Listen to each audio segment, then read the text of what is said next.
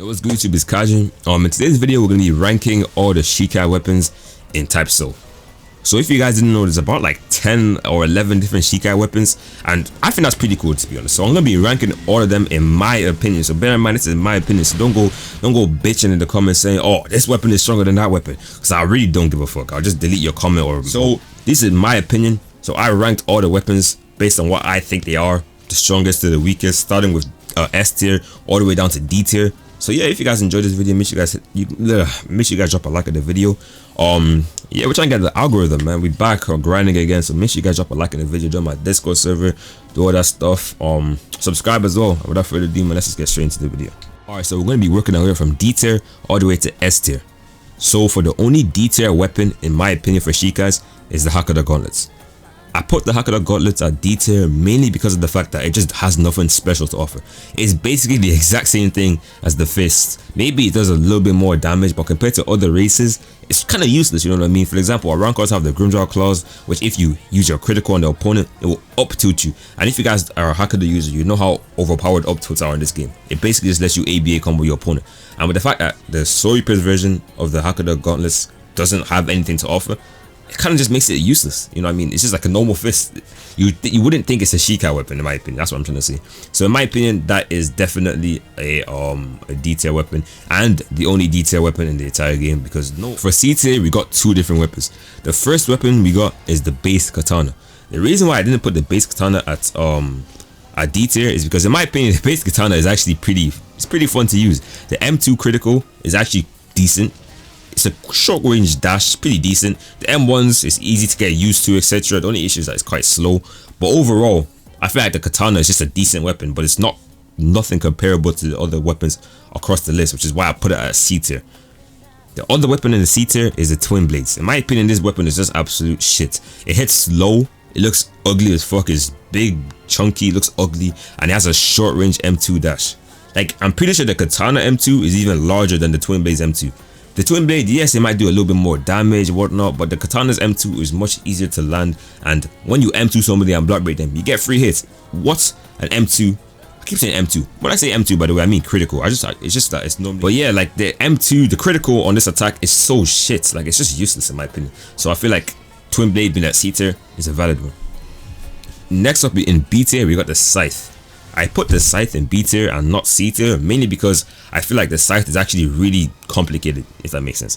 I don't know if it's just me, but when I'm fighting a Scythe user, the M1s are so like weird. I find it hard to parry sometimes. So when parrying them, you know, I kind of miss my parries a lot more when I'm fighting Scythe users. Not to mention the M2 is honestly, the M2 is pretty decent compared to like the other M2s further down the list. So yeah, Scythe, don't really got much to say about the Scythe apart from it's a solid B tier.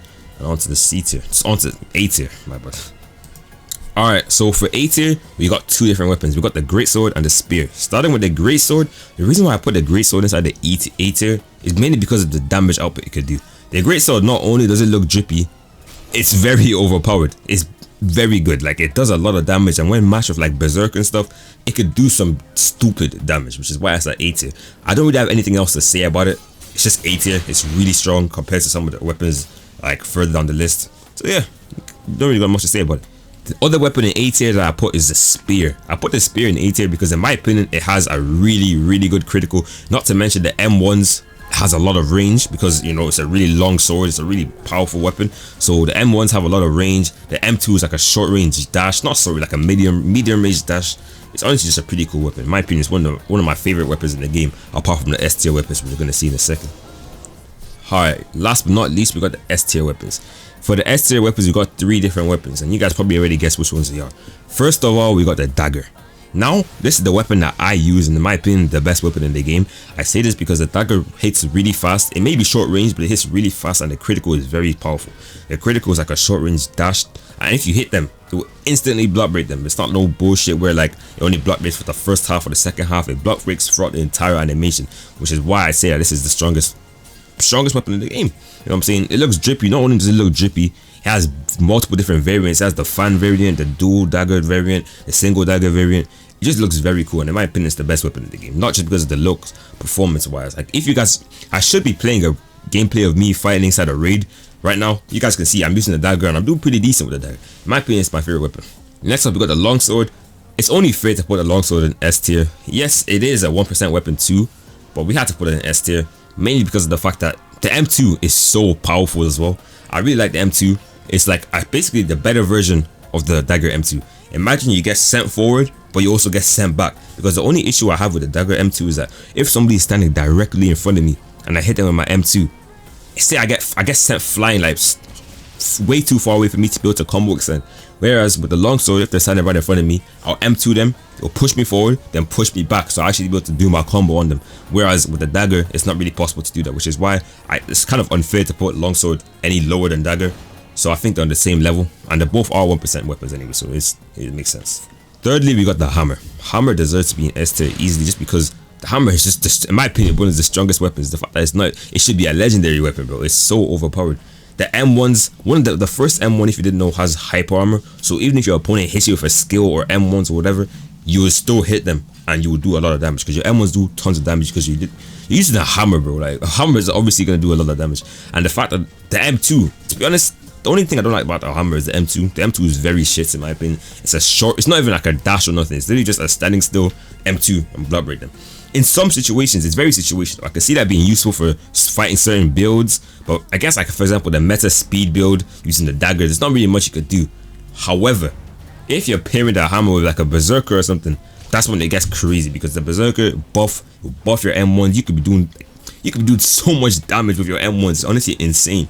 That's what I like about the hammer basically. So if I wasn't using the dagger, I'll probably be using the hammer, which is why I put it at S tier. And now, last but not least, we forgot about this weapon. It's the paintbrush. In my opinion, the paintbrush shouldn't even be ranked. It's so underwhelming. Like, it's, in my opinion at least, because every paintbrush user I've fought was carried by ink. Like, they never M1 me. They never did anything with M1s with the sword. It's just ink. Not to mention, they can't even reroll that sword. They have to be stuck with that sword, so they're forced to get used to it, if that makes sense. I just don't think the paintbrush is a good weapon in the game. The M2 is worse than the base katana's M2. The M1s are just regular slow M1s. It's just nothing special. And the fact that you're forced to use that weapon if you want to use ink is kind of the downside to it. In my opinion, it's not. I don't deserve to rank it. You know what I'm saying? Because that's all based on you. You know what I'm saying? Because these, I've experienced every single one of these weapons apart from the paintbrush. And from what I've seen while fighting a paintbrush user, it doesn't seem all that, which is why I don't think I'm going to rank it. But if I were to give it a proper ranking, assuming from what I've seen, I'll give it like a C tier, maybe even a D tier, to be honest, because it just doesn't seem like all that. Shit, I might even make it an E tier. Well, anyways, that's it for today's video. If you guys enjoyed it, make sure you guys hit that sub button and drop a like on the video. Yeah, we're coming back with the consistency, man. So, like, make sure you guys subscribe, bro. You know what I'm saying? Subscribe, you're on the journey. And yeah, I'm gonna leave you guys there. Without further ado, man, let's roll the outro.